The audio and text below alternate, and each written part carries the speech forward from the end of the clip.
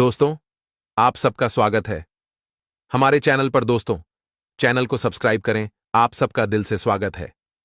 राम राम सा कहानी शुरू करते हैं। अजय, मोतीलाल और ज्यादा सोचने की आदतों थी। अजय एक मेहनती और ईमानदार युवक था। वह अपने काम और परिवार को लेकर बहुत गंभीर रहता था, लेकिन उसकी एक आदत थी जो उसकी जिंदगी को मुश्किल बना रही थी: ज्यादा सोचना। छोटी छोटी बातों पर वह इतना सोचता कि उसके दिमाग में हर समय उथल पुथल मची रहती। उसके दो करीबी दोस्त थे, मोतीलाल और दिलखुश। मोतीलाल को हर समस्या का हल जल्दी चाहिए होता था। वह हर चीज को हल्के में लेता और कहता, भाई, जिंदगी इतनी गंभीर नहीं है। वहीं राजेश संतुलित स्वभाव का था, जो सोचने और समाधान निकालने के बीच अच्छा तालमेल बनाता था। कहानी की शुरुआत। अजय की यह आदत तब और बढ़ गई जब वह एक नई नौकरी में शामिल हुआ। वहां का माहौल चुनौतीपूर्ण था और वह हमेशा सोचता रहता कि वह अपने काम में अच्छा कर रहा है या नहीं। जब उसका बॉस उसे कोई काम देता तो वह खुद पर शक करता और कहता, क्या मैं इसे सही से कर पाऊंगा? मोतीलाल ने उसे कई बार समझाने की कोशिश की। उसने कहा, अजय, ज्यादा सोचने से कुछ नहीं मिलेगा। जो भी हो उसे एक्सेप्ट करो और आगे बढ़ो। लेकिन अजय हर बार कहता, तुम नहीं समझोगे, मैं चीजों को ठीक से करने के लिए सोचता हूं। अजय की सोचने की आदत अब उसकी सेहत और रिश्तों पर असर डालने लगी। वह रातों को ठीक से सो नहीं पाता था। दोस्तों के साथ समय बिताने की बजाय वह अकेले बैठकर चिंताएं करता रहता। एक दिन ऑफिस में एक प्रोजेक्ट की प्रेजेंटेशन के दौरान अजय ने घबराहट में कई गलतियां कर दीं। उसका बॉस गुस्से में बोला, तुम्हें अपनी सोचने की आदत पर काबू पाना होगा, नहीं तो यह आदत तुम्हारे करियर को बर्बाद कर देगी। इस घटना ने अजय को बहुत परेशान कर दिया। उसने अपने दोस्तों से मदद लेने का फैसला किया। मोतीलाल और राजेश की मदद। अजय ने अपनी समस्या अपने दोनों दोस्तों से साझा की।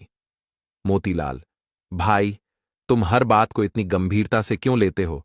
सोचने का क्या फायदा जब तुम उसे बदल नहीं सकते? राजेश, सही कहा, लेकिन हमें यह भी समझना होगा कि ज्यादा सोचना खुद एक आदत है। इसे बदलने में वक्त लगेगा। हमें अजय को सही तरीके से गाइड करना होगा। दोनों ने मिलकर अजय के लिए एक योजना बनाई। 1. सोचने का समय तय करना। राजेश ने सुझाव दिया, हर दिन सिर्फ 15 मिनट सोचने का वक्त लो। उस वक्त जो भी दिमाग में चल रहा है लिखो, बाकी समय इसे अपने दिमाग में मत लाओ। 2. छोटी शुरुआत। मोतीलाल ने कहा, अगर कोई काम तुम्हें बड़ा लग रहा है तो उसे छोटे हिस्सों में बांटकर करो। सोचने की बजाय एक्शन पर ध्यान दो। 3. ध्यान और शारीरिक व्यायाम। राजेश ने अजय को योग और ध्यान करने की सलाह दी। इससे उसका दिमाग शांत रहने लगा। 4. सकारात्मक सोच। मोतीलाल ने मजाकिया लहजे में कहा, जब भी ज्यादा सोचने का मन करे, सोचो कि दुनिया खत्म हो रही है, फिर देखो तुम्हें बाकी समस्याएं कितनी छोटी लगेंगी। अजय ने दोस्तों की सलाह माननी शुरू की। शुरुआत में उसे यह बहुत मुश्किल लगा। जब भी वह किसी समस्या के बारे में सोचता तो उसे लगता कि वह इसे छोड़ नहीं सकता। लेकिन धीरे धीरे उसने अपनी सोचने की प्रक्रिया को नियंत्रित करना सीखा। उसने एक डायरी रखी और अपनी चिंताओं को उसमें लिखना शुरू किया। ध्यान और प्राणायाम ने उसके दिमाग को स्थिर बनाने में मदद की। उसने परफेक्ट होने की आदत छोड़ दी और अपने आप को गलतियां करने की अनुमति दी। सबसे महत्वपूर्ण, उसने एक्शन लेना सीखा। मोतीलाल और राजेश ने अपनी अपनी शैली से अजय की मदद की। मोतीलाल ने उसे सिखाया कि जिंदगी को हल्के में लेना चाहिए, हर बात इतनी गंभीर नहीं होती। राजेश ने उसे यह समझाया कि सोच और समाधान के बीच संतुलन बनाना जरूरी है। कुछ महीनों बाद अजय पहले से ज्यादा आत्मविश्वासी हो गया। अब वह जरूरी चीजों पर ही ध्यान देता और अपनी ऊर्जा बर्बाद नहीं करता। एक दिन राजेश ने पूछा, अजय, अब कैसा महसूस हो रहा है?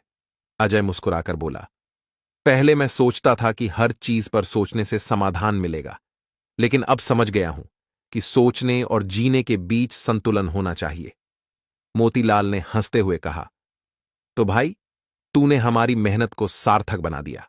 निष्कर्ष, अजय की कहानी हमें यह सिखाती है कि ज्यादा सोचना हमारी जिंदगी में समस्याएं खड़ी कर सकता है, लेकिन सही दृष्टिकोण और दोस्तों की मदद से इस आदत को बदला जा सकता है। जीवन को जटिल नहीं बल्कि सरल बनाना ही असली कला है। यह कहानी है एक साधारण किसान राजू की, जो एक छोटे से गांव में रहता था। राजू गरीब जरूर था, लेकिन उसका दिल बहुत बड़ा था। वह हमेशा जरूरतमंदों की मदद के लिए तैयार रहता था। उसके पिता ने उसे बचपन में एक सीख दी थी, बेटा, अगर तुम किसी की मदद करोगे तो जिंदगी में कभी तुम्हें कमी महसूस नहीं होगी। राजू ने अपने पिता की बात को दिल से लगा लिया। वह जितना हो सकता उतना दूसरों की मदद करता, चाहे खेत में काम करने वाले मजदूर हों, बूढ़े लोग हों या भूखे जानवर। राजू कभी किसी को खाली हाथ नहीं जाने देता। एक दिन राजू के गांव में भीषण बाढ़ आ गई। गांव के लोग अपना घर छोड़कर ऊंचाई वाले इलाकों में जाने लगे। लेकिन राजू ने सोचा, जो लोग कमजोर हैं, बूढ़े हैं, उनका क्या होगा। उसने अपनी चिंता छोड़कर लोगों की मदद करने का फैसला किया। उसने देखा कि एक बूढ़ी औरत पानी में फंसी हुई थी। राजू ने बिना देर किए उसे अपनी पीठ पर उठाया और सुरक्षित जगह पर पहुंचाया। वहां उसने देखा कि कुछ अनाथ बच्चे भूखे बैठे हैं। राजू ने अपने पास रखा खाना उन्हें दे दिया। उस रात राजू भूखा सो गया, लेकिन उसकी आत्मा को एक अनोखी संतुष्टि मिली। कुछ महीनों बाद गांव में सब कुछ सामान्य हो गया, लेकिन राजू के खेत बर्बाद हो गए थे और वह परेशान था कि अब वह अपना और अपने परिवार का पेट कैसे भरेगा। तभी एक दिन गांव में एक अमीर व्यापारी आया। वह राजू से मिलने आया और बोला, क्या तुम मुझे पहचानते हो? राजू ने इनकार कर दिया। व्यापारी ने बताया कि वह उसी बूढ़ी औरत का बेटा है जिसकी राजू ने बाढ़ के समय मदद की थी। व्यापारी ने राजू को अपने शहर बुलाया और उसे अपने व्यापार में साझेदार बना लिया। राजू ने अपनी मेहनत और ईमानदारी से न केवल खुद को संभाला, बल्कि पूरे गांव की मदद करने हैं। राजू की यह कहानी पूरे गांव में फैल गई। लोग उससे प्रेरणा लेने लगे। धीरे धीरे गांव में एक नया बदलाव आया। जहां पहले लोग केवल अपने परिवार और फायदे की सोचते थे, वहां अब लोग एक दूसरे की मदद करने लगे। गांव में कोई भूखा नहीं रहता था, कोई अकेला नहीं महसूस करता था। लोग यह समझने लगे थे कि हम जो दूसरों को देते हैं, वह किसी न किसी रूप में हमें लौटकर जरूर मिलता है। राजू ने एक समिति बनाई, जिसका नाम रखा दया का दीप। इस समिति का उद्देश्य था जरूरतमंदों की मदद करना और गांव के बच्चों को पढ़ाई लिखाई में मदद करना। जब आप किसी की मदद करते हैं तो आपको अंदर से खुशी और सुकून मिलता है। यह संतोष किसी भी दौलत से बढ़कर होता है। राजू की तरह जब आप दूसरों की मदद करते हैं तो लोग आपका सम्मान करते हैं और आप एक उदाहरण बन जाते हैं। आपके कर्म ही आपको नए मौके दिलाते हैं। राजू को व्यापारी के रूप में एक नई दिशा मिली और उसका जीवन बदल गया। मदद करना केवल दूसरों के लिए नहीं, बल्कि आपके अपने जीवन में सकारात्मकता और खुशी लाता है। आपके छोटे छोटे दयालु कार्य दूसरों के दिलों में जगह बनाते हैं और संबंधों को मजबूत करते हैं। अच्छे कर्मों का फल हमेशा मीठा होता है, भले ही इसमें थोड़ा समय लगे। दोस्तों, यह कहानी हमें सिखाती है कि अच्छे कर्म कभी व्यर्थ नहीं जाते। हर छोटी सी मदद का एक बड़ा असर होता है। जरूरतमंदों की मदद करके न केवल हम उनका जीवन सुधार सकते हैं, बल्कि खुद का भी जीवन बेहतर बना सकते हैं। हमारी कहानी है राघव की, जो एक छोटे से गांव में रहता था। राघव गरीब था, लेकिन उसके विचार बहुत महान थे। उसके पिता ने उसे बचपन में सिखाया था कि संसार में सबसे बड़ी पूंजी दूसरों की मदद करना है। राघव ने अपने पिता की यह बात दिल से अपनाई।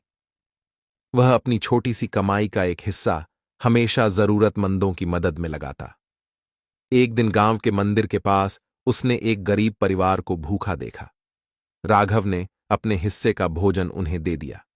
कुछ महीनों बाद गांव में अकाल पड़ गया। राघव के पास भी खाने का अभाव हो गया, लेकिन उसने अपना स्वभाव नहीं बदला।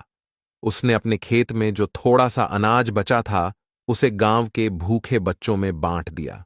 गांव के कुछ लोगों ने उसे टोका, तुम्हारे पास खुद के लिए कुछ नहीं बचा, फिर भी तुम दूसरों की मदद कर रहे हो? राघव ने मुस्कुराकर कहा, जो हम दूसरों को देते हैं वह लौटकर हमारे पास कई गुना ज्यादा आता है। अकाल के बाद एक दिन राघव अपने खेत में बैठा था। तभी वहां एक अजनबी आया। उसने राघव से कहा, मैंने सुना है कि तुमने अपने अनाज का आखिरी हिस्सा दूसरों में बांट दिया। यह लो, यह मेरी तरफ से तुम्हारे लिए कुछ मदद है। राघव ने देखा कि वह अजनबी उसे बहुत सारा अनाज देकर चला गया।